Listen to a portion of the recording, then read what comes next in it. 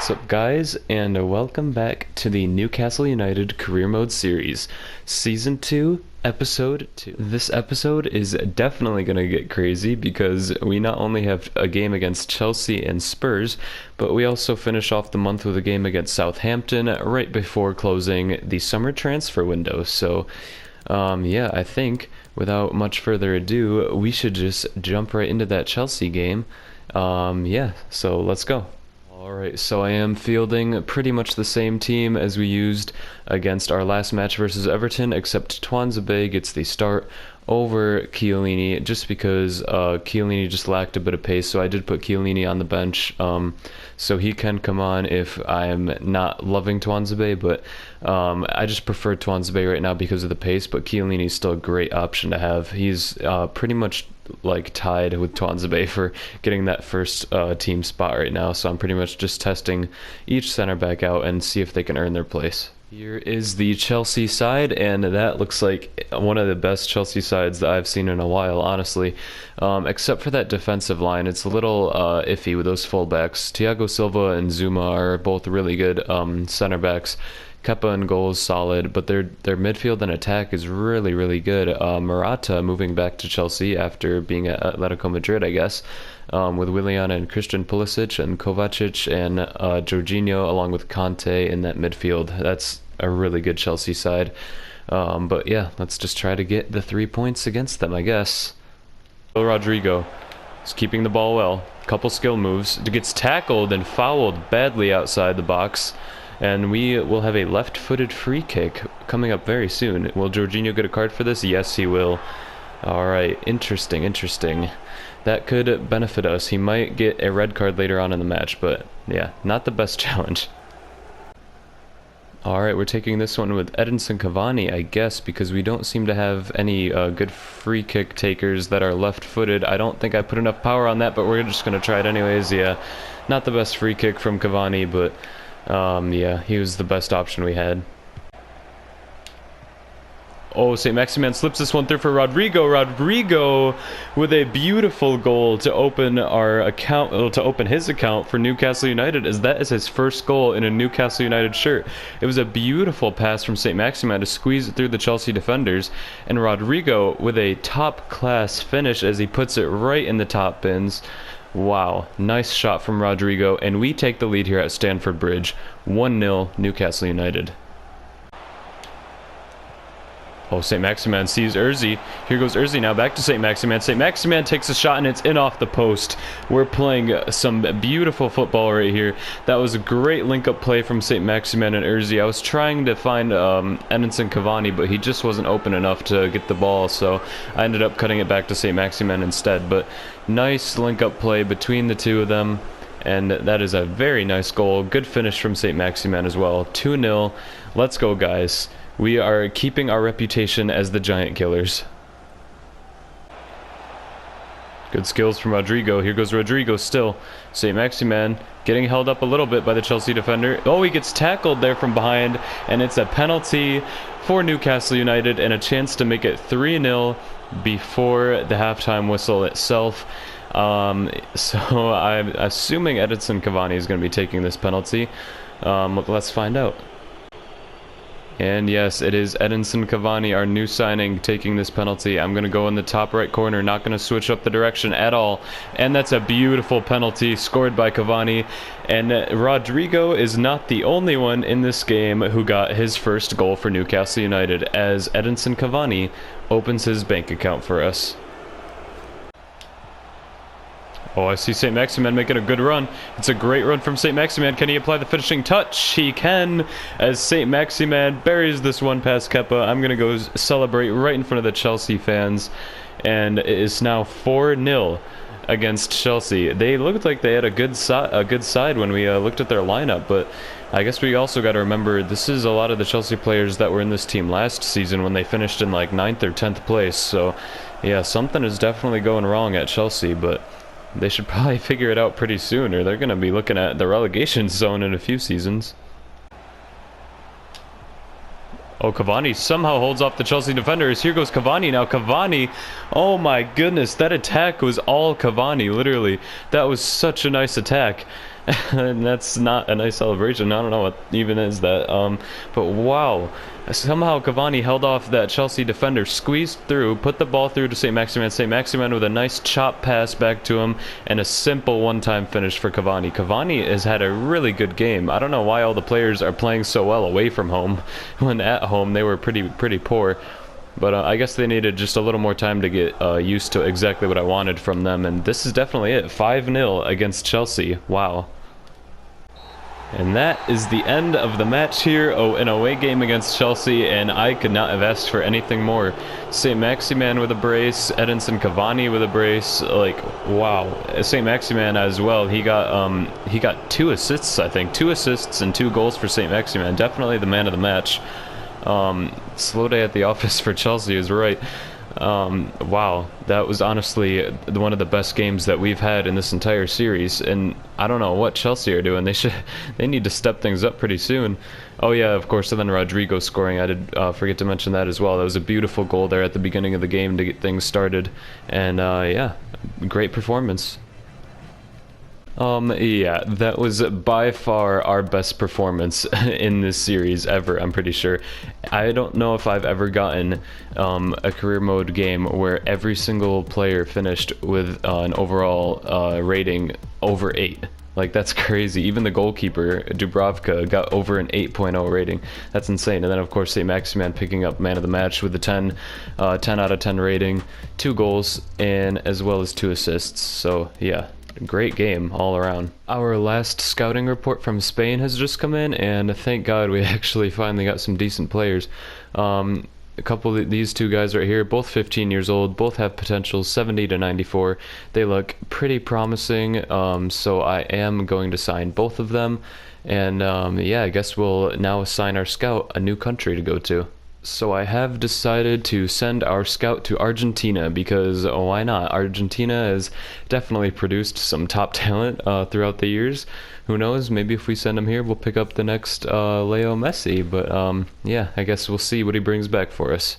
But for now, we get straight back into the Premier League as our next game is against Spurs at home at the St. James's Park. A couple changes to the lineup here. Almiron comes in for Urzi on that right side, just because I haven't played Almiron in a while. I want to see how he's going to start off his season, as well as Saliba making his Newcastle United debut.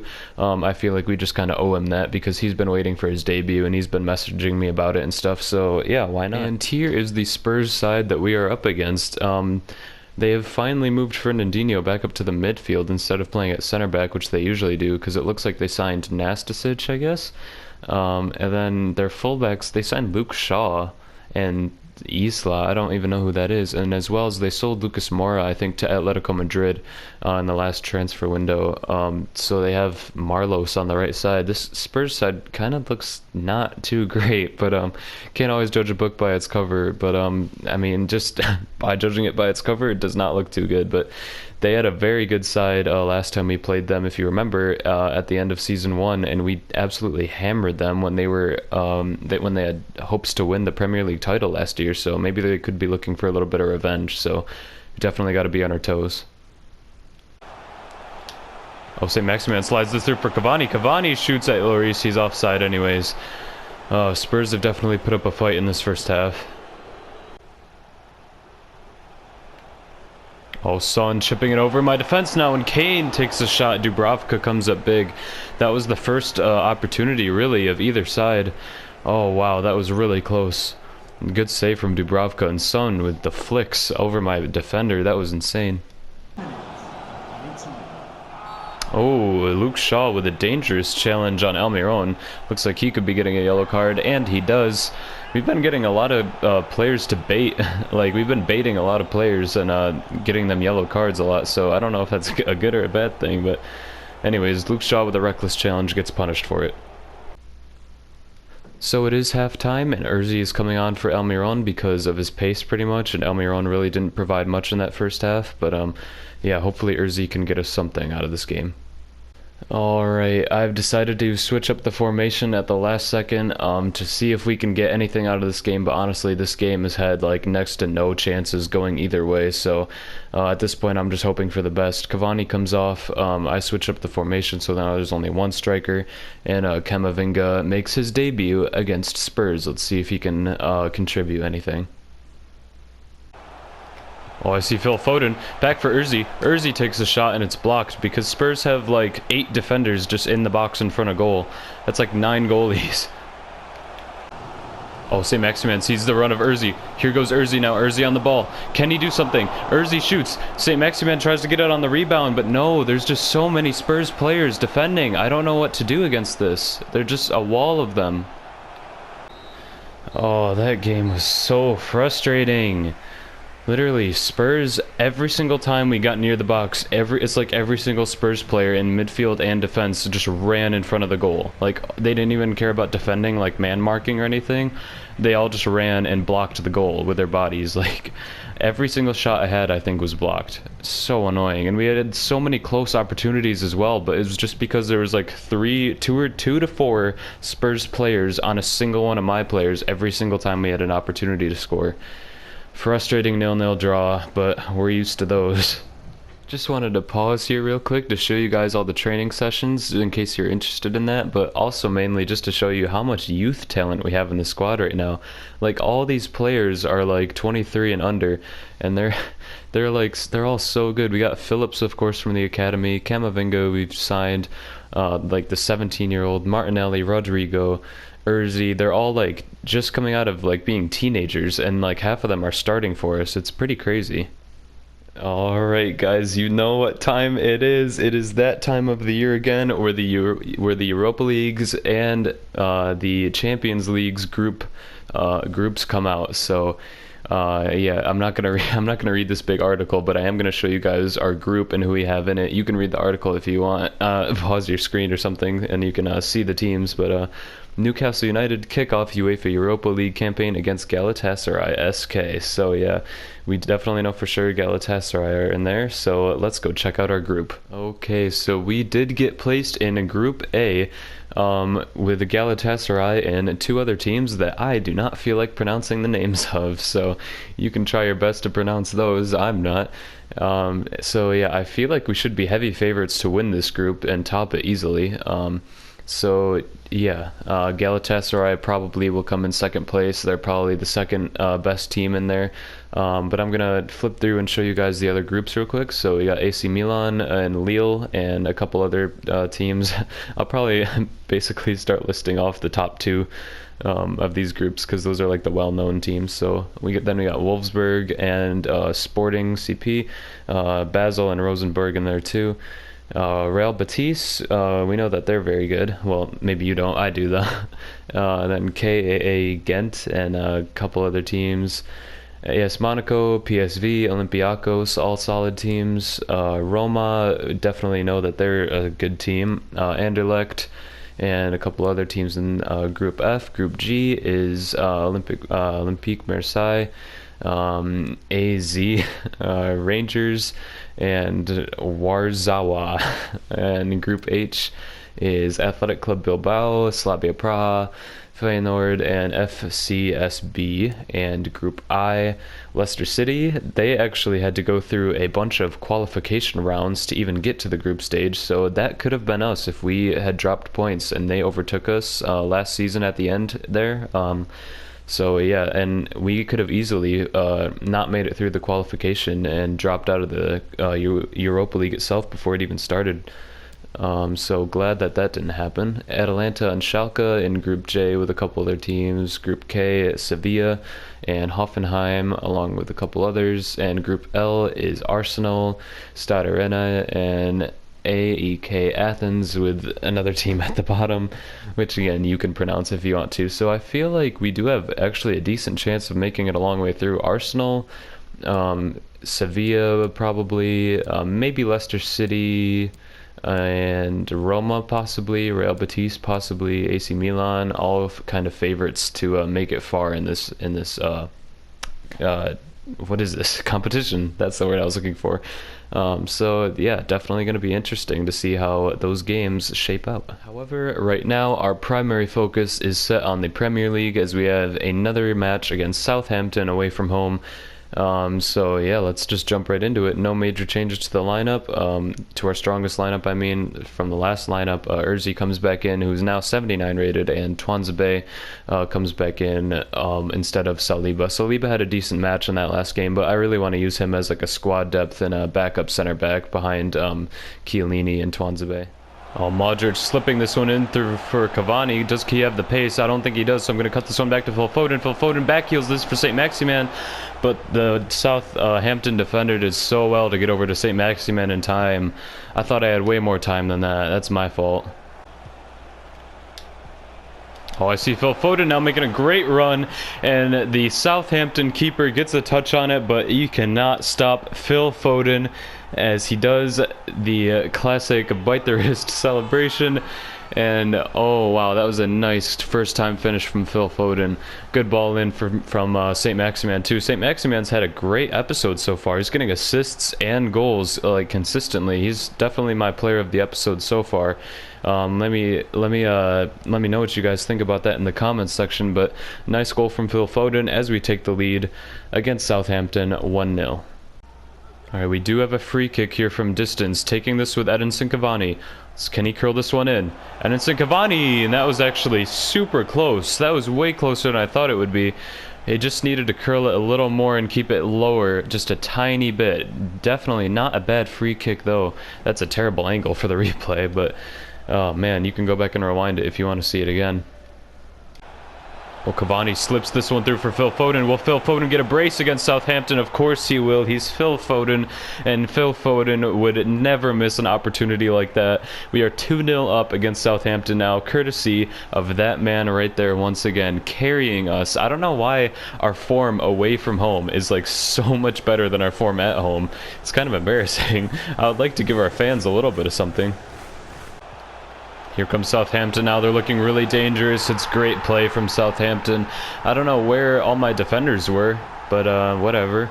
I mean, it's good passing play, but it shouldn't have been. There was no one marking any of the Southampton players. The player who actually scored was wide open in the box. Look, no one marking that guy. Picks the ball up freely, and there's no one marking that guy in the box either. And it's an easy goal. Twanzebe was completely lost, or is that Tomori? I can't really tell. Twanzebe tried to run over, but that's disappointing defending, and I'm glad that Phil Foden is scoring left and right for us because apparently our defenders need it in this game. Oh, here goes Cavani now. A couple skill moves to get by the Southampton defender. It's a good shot, a good save, and St. Maximin is in the right place at the right time. Picks up an easy rebound as we take the lead even more. Newcastle 3, Southampton 1. This is a great game, attacking-wise. Defending-wise, little bit shambolic back there, but yeah, nice goal. Good step-overs from Cavani to get in that position, and a good shot to try to squeeze it in past the keeper from that angle. Unlucky, but that's kind of the defending that we're having in this game, leaving players wide open like St. Maximin was right there. Oh my god, Urzi completely breaks that Southampton player's ankles there as Urzi continues to go on the run. He gets by another defender, but eventually he gets held up. Oh my god, Urzi was on the run of his life right there. I'll probably add that clip in just so you guys can see that move that he did on that one Southampton player. Oh my god, he sent him flying the other way. And that is the end of the game.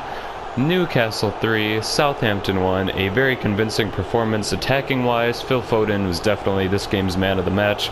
Defending-wise, we need to shape up a little bit. Maybe that's what's costing us so badly when we're playing at home. But yeah, I'm not sure. But yeah, great game from Phil Foden and company. And yeah, glad to see that we could pick up another 3 points as we end this episode off. And we end this episode off by closing the summer transfer window. There is just 1 hour left, and would you look at that as our our club shows up. Look at all the transfer business we did. We sold so many players. We brought in so many more, so many good quality talents that we brought in this transfer window. This was definitely our best transfer window of the series so far. I honestly can't believe that we managed to actually afford every single one of the players that we did, because all the players that we bought are honestly just so high quality, and we got so lucky with the pricing that we got for some of them. Yeah, so before I close the transfer window, I am going to show you guys some of the top deals that went down real quick. So Koke moved from Atletico to Bayern. That's kind of unrealistic as he's Atletico's captain and he's been there his entire life. But alright, that's career mode, I guess. Then Van de Beek went from Ajax to Napoli. That's good business from Napoli. Van de Beek's quality. Ruben Neves went from Wolves to Inter, so that's nice. We won't have to worry about Neves anymore. And then Icardi went from Inter to PSG, which is interesting because last season he was on loan at PSG, so I guess they liked him so much they were willing to purchase him. And Memphis Depay went from Lyon to Dortmund. That's a quality signing from Dortmund, and good for Depay as well, as he's a quality striker and really deserves to be in a big team like Dortmund, especially one who's in the Champions League now and who won the Europa League last year. So yeah, good for him. Ruben Dias, defender for Benfica, finally moved to Chelsea. He's a high-rated defender as well. Yeah, 83. He should definitely be playing for a top club, and now he is. Saka in there, we know about him and how much we sold him for. He pretty much funded the entire Rodrigo transfer. Pereira from Leicester City to PSG. That's good business from Leicester City. They're probably rolling in the dough right now. Leon Bailey went from Leverkusen to Valencia. Rodrigo to Newcastle, Carvajal to Juventus, and on it goes. I'll just quickly go through it a little bit more. Not really any more huge players on the move. Piqué to Dortmund, that's interesting. Mora to Atletico Madrid, I think I already mentioned that. McTominay moved from Manchester United, that's interesting. And yeah, there's Davies, Daley Blind, Denier, Felipe Anderson. Oh wait, Felipe Anderson's not on West Ham anymore? Oh, that's even more good news for us. He was pretty much the danger man for West Ham United. Now it should probably be a breeze going against them. But yeah, so those are just a few of the top deals that went down this summer. And yeah, looking forward to the next transfer window in the winter. See if we can get maybe some more free agents for next season. Who knows? And I am going to call that episode there. We had a bunch of good games in this episode. Huge win against Chelsea.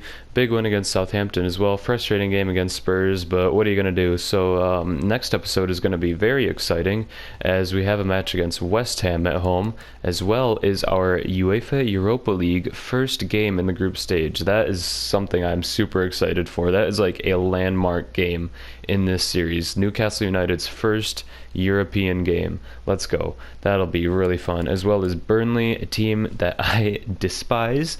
We're going to be playing it against, so don't forget to tune in next time to see them destroy me, and maybe I'll simulate this game against Birmingham as well. I am trying to keep the episodes shorter. I feel like this episode is still really long, but I can't tell until I edit it. But yeah, it might take me a while to figure out how to make them shorter because I just have so many clips that I want to add in, and then I just keep rambling on like I'm doing now. So yeah, I'm gonna end this episode here. Smash like if you liked, smash subscribe.